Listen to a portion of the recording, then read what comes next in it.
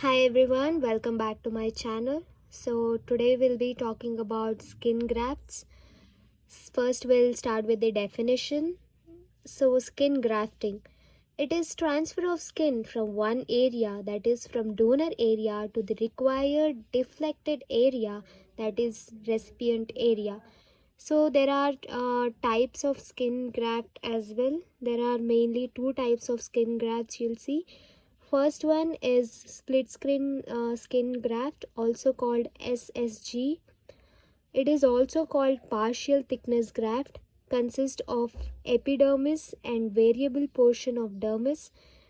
Preferred donor area is thigh, usually harvested using Mbbs knife. Next is full thickness graft, also called Wolf graft and FTG graft. Consists of epidermis and full thickness of dermis, harvested using ordinary scalpel, needs excellent vascularity of recipient wound for graft survival, used for small uncontaminated wounds produced after excision of skin lesions or after release of skin contractures, lower eyelids or fingers. Donor area needs primary suturing or split skin graft for healing and hence limits size of graft. They do not contract and retain their color, hence they are cosmetically superior. Next we'll see stages of skin grafts. First is stage of plasmatic imbibition. Thin uniform layer of plasma forms between recipient bed and graft. Next is stage of inosculation, where linking of host and graft, which is temporary. Then third stage is stage of neovascularization. New capillaries proliferate into graft from recipient bed, which attains circulation later. Note is graft stored in temperature of 4 degrees Celsius, not more than 21 days. Next we'll see survival of skin graft or take. Processes which result in reattachment and revascularization of graft to bed are collectively referred to as take-off graft. The graft initially adhered to its new bed by fibrin.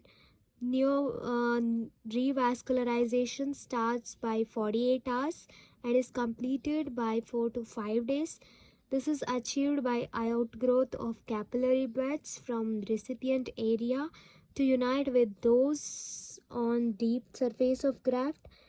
For first 2 days after grafting, the skin graft derives nutrition from wound by process of serum imbibition or plasmatic circulation.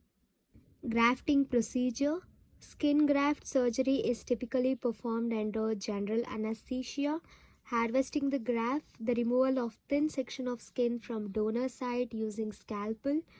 Placement. Graft is spread on recipient area and held in place with sutures, staples or glue.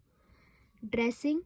Sterile gauze and wound dressing are placed over the recipient site and allow it for development of vascularization.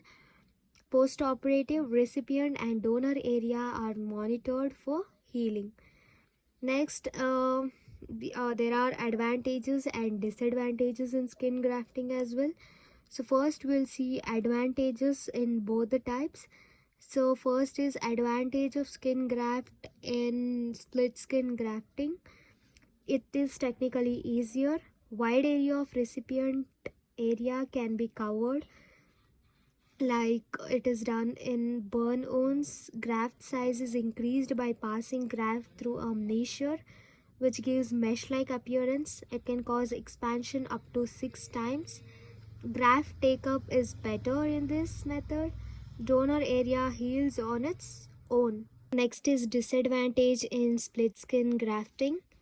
Graft failure, contracture, loss of hair growth, blunting of sensation, infection, dry scaling of skin due to non-functioning and sebaceous glands.